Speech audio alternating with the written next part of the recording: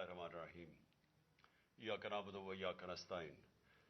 मेरे पाकिस्तानियों, आज मैं एक आपके सामने ये हंगामी जो मीडिया टॉक करने लगा हूं, ये एक ऐसी खौफनाक और दर्दनाक और तकलीफदेह चीज है कि मैं समझा ये इंतजार नहीं कर सकती कल के लिए। मेरे साथ जावेद अली बैठे हुए हैं, एक तरफ उस्मान डार जो हमारे सियालकोट के प्रेसिडेंट हैं। मैं जरा अब आपको सिर्फ बताना चाहता हूं कि यहां हो क्या रहा है इस मुल्क में। मैं अपनी कौम को आगाह करना चाहता हूं कि पाकिस्तान को किस तरह एक बनाना रिपब्लिक बना दिया गया है। ना यहां कोई किसी कानून की फिक्र है ताकतवर को, ना उनको फिक्र है अपने आइन की। हमारा जो आइन है उसका आर्टिकल 14 वो वाज़ेह तौर पे कहता है कि हर इंसान की इज्जत की हिफाजत की जाएगी, हर इंसान की डिग्निटी को प्रोटेक्ट किया जाएगा। ये हमारा आइन हमें हक देता है। लेकिन जो ये जावेद अली से हुआ, ये मैं इसके मुंह से आप सबको आपको सुनना चाहिए कि इस इंसान से हुआ क्या।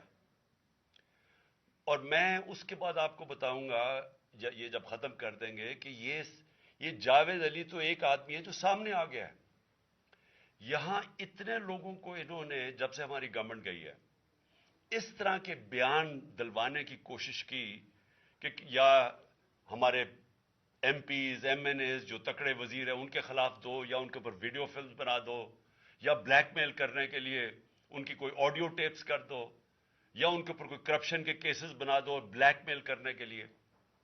सिर्फ एक इनका मकसद है कि किसी तरह तहरीक इंसाफ और इमरान खान को कमजोर करके इन चोरों को फिर से इलेक्शन जिता दिया जाए। अब मैं जावेद अली की इंट्रोडक्शन करवा दूं। इनको उस्मान डार ने, जो क्लास 4 होती है, जो क्लास 4 की नौकरी होती है, वो नौकरी दिलवाई सियालकोट में। ये खुद बताएंगे कि इनकी नौकरी एक चौकीदार थे जी, चौकीदार की नौकरी थी। इनको उठाया गया, पुलिस ने उठाया, और उसके बाद नामालूम अफराद ने उठाया, और अब इनसे पूछे, इनकी जुबानी पूछे कि इनसे किया क्या गया। फिर मैं वापस आता हूं आपके पास। बोलो जावेद। अस्सलाम वालेकुम जी, मेरा नाम जावेद अली है। मैं चौकीदार की नौकरी करता हूँ एजुकेशन डिपार्टमेंट में। तो मुझे उधर बुलाया जाता है कॉल करके कि आप आएँ इधर और आप सैलरी अप्लाई करें और आपको जो है ना आपकी सैलरी मिले। मैं उधर गया हूँ और मुझे उधर सुबह 11 बजे से लेके तकरीबन 3 साढ़े 3 बजे तक बैठाया जाता है। आप बैठो, करते हैं तकरीबन उधर 4 बजे के करीब 7-8 पुलिस वाले आते हैं। वो उधर से मुझे पहले हथकड़ी लगाते हैं, बाद में मेरे आंखों पे ऊपर शर्ट बांधते हैं और ऊपर चोला डाल लेते हैं कि जैसे मैं कोई दहशतगर्द हूँ। ठीक है। उधर से मुझे प्राइवेट गाड़ी में उठाते हैं और ले जाते हैं नामलूम जगह पे। उधर जाके मेरे ऊपर मार्क्स चढ़ा होता है, आंखें बांधी होती हैं। तकरीबन 7-8 बंदे होते हैं वो जो मुझे जाते फर्श पे लटा देते हैं और मारना शुरू कर देते हैं कि तुमने, उस्मान डार ने तुमसे कितने पैसे लिए नौकरी दिलवाने के लिए। मैं कहता नहीं दिए। फिर भी मुझे दूसरी दफ़ा कभी उल्टा लटका देते हैं कि मानो तुमने उस्मान डार को पैसे दिए हैं, कॉन्ट्रैक्टर से लेके पैसे दिए हैं। जब नहीं मानता तब भी मुझे कभी सीधा लटका देते हैं, कभी उल्टा लटका देते हैं। और बाद में जब मेरे मसलन के कभी ईंट ले उधर से ईंट उठाते हैं, उसे धागे से मेरे नाजुक हिस्सों में बांध देते हैं कि मानो तुम कॉन्ट्रैक्ट से पैसे लेके उस्मान डार को देते हो। कपड़े उतारते हैं, बताओ। बाद में मुझे नंगा करते हैं, कपड़े उतारते हैं, कपड़े उतार के उधर फर्श पे बिठा देते हैं कि मानो तुमने उस्मान डार को पैसे दिए। जब नहीं मानता तो फिर उधर से कहते हैं कि एक डाला भेजो, इसकी बीवी को उठाओ, इसके बच्चे को उठाओ और इधर उसको लाकर उसको बरहना करो, उसकी वीडियो बनाओ, फेसबुक पे डालो और ब्लैकमेल करो। तब उधर से जाके जब मेरी फैमिली आई तब मैं उधर से टूटा, उनके आगे रोया कि अब आप बताएं कि मैंने क्या करना है। उसने कहा कि आप 124 के बयान दिए और ये कमेंट मेरे कह रहे हैं कि आपने ये पैसे ठेकेदारों से लेके उस्मान डार को दिए। ये बताएं आप कि कोई, ये सब चुप हो जाते थे जब कोई आता था एक आदमी? जब मेरी तो आंखें बांधी होती थी, ठीक, اس وقت جب کوئی آتا تھا ادھر، کوئی افسر آتا تھا، یہ کہتے تھے کہ بڑے صاحب آ گئے ہیں، بڑے صاحب آ گئے ہیں، اور سب سائلنٹ ہو جاتے تھے. جب وہ آتا تھا سب سائلنٹ تھا. اب ٹھیک ہے لگے رہو، کرتے جاؤ، لگے رہو. یہ بات. میں اب آپ کے سامنے یہ جو جاوید علی نے بات رکھی، یہ ہر طرح ہم کنفرم کر سکتے ہیں. قرآن کے اوپر ہاتھ رکھنے کے لیے میرے سامنے تیار تھے.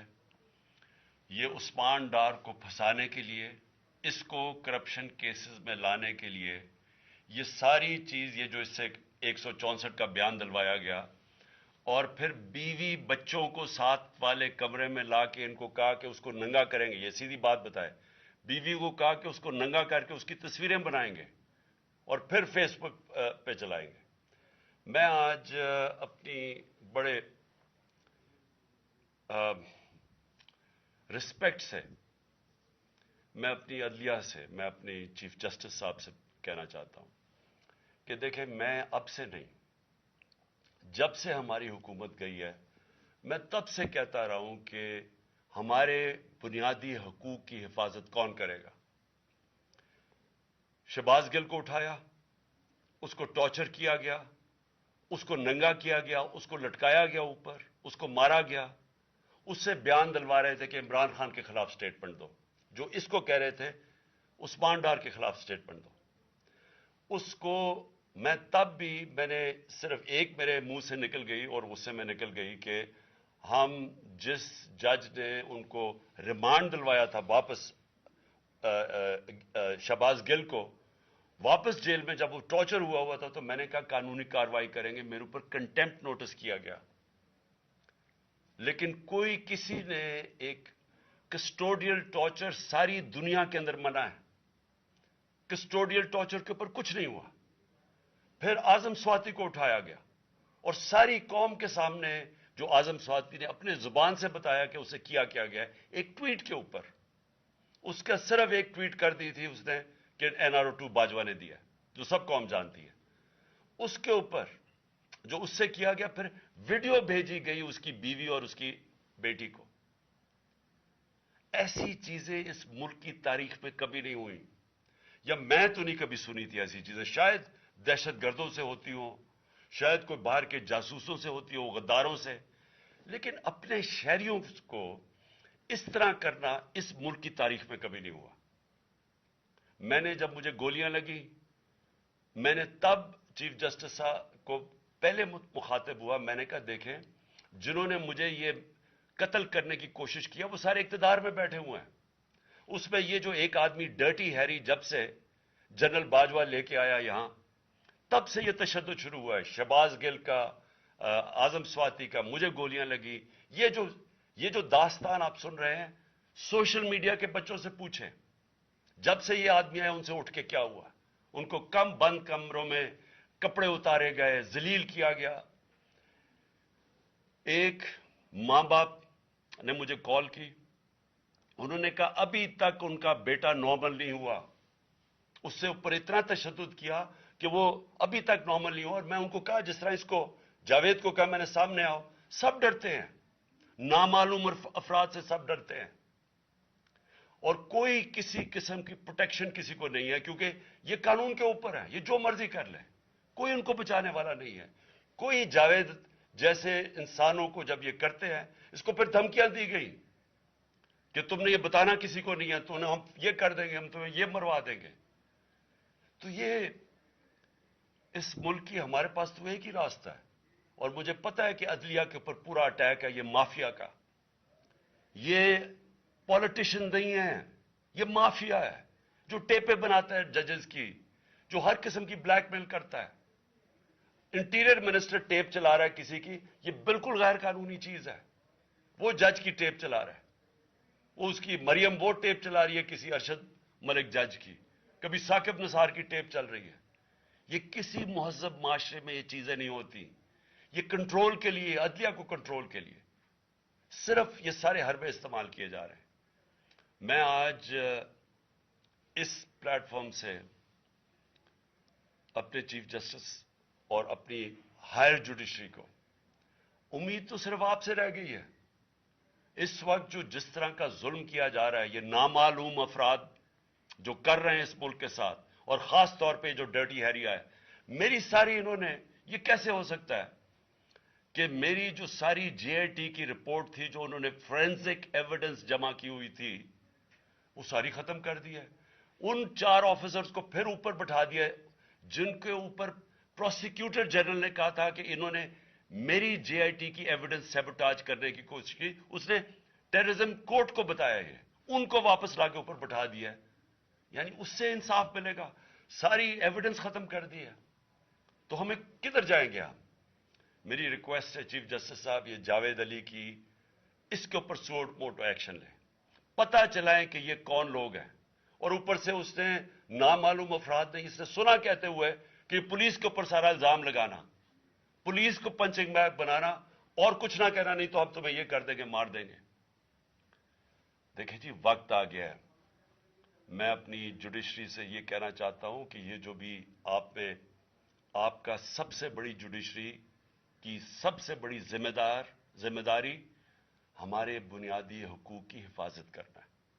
यहां जिस तरह ये रजीम चेंज के बाद जिस तरह बुनियादी हुकूक खत्म किए गए हैं, लोगों को लावारिस छोड़ दिया है, समझ नहीं है लोग जाएं किधर इंसाफ के लिए। हमने एक पुरअमन एहतजाज जेल भरो तहरीक शुरू की। जो लोगों को उठा उठा के लेके जा रहे हैं, उनको कपड़े नहीं दे रहे हैं, उनको दूर दूर ले गए हैं, किसी को अटक डराने धमकाने से खौफ फैला रहे हैं। एक तरफ एक पुरअमन एहतजाज ताकि मुल्क में नुकसान ना पहुंचे। अब हमारी कौम आगे मुश्किल में है, महंगाई में डूब गई। कभी पाकिस्तान की तारीख में 41% महंगाई, इन्फ्लेशन नहीं हुई। छोड़ के गए थे 12% थी, आज 41% है। हम उसके एहतजाज करें कि चोर ऊपर बैठा दिए, एनआरओ मिल गया है, पकड़ के ये हालात होता है। सबको डराना धमकाना, जर्नलिस्ट को, सहाफियों को, टीवी चैनल्स को। तो मैं सिर्फ चीफ जस्टिस साहब और आप अपने सुप्रीम कोर्ट से आज खास दरखास्त करता हूं कि ये जावेद अली की कहानी सुने, पूछें कौन जिम्मेदार है, कहीं तो लाइन ड्रॉ करें कि अब तो उनको खौफ तो हो कि कोई खड़ा है उनके लिए, अवाम के लिए, अवाम के साथ खड़ा है।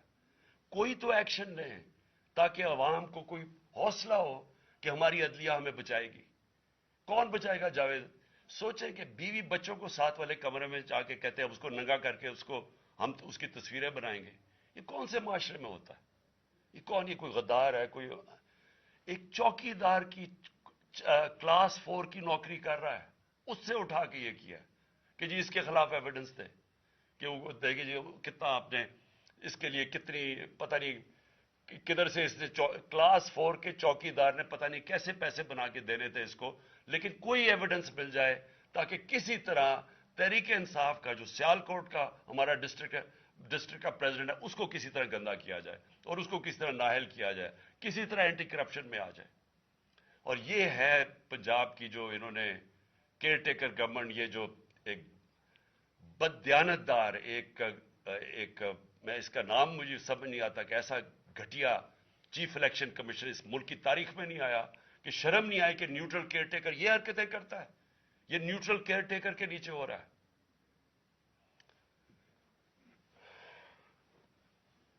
बहुत बहुत शुक्रिया।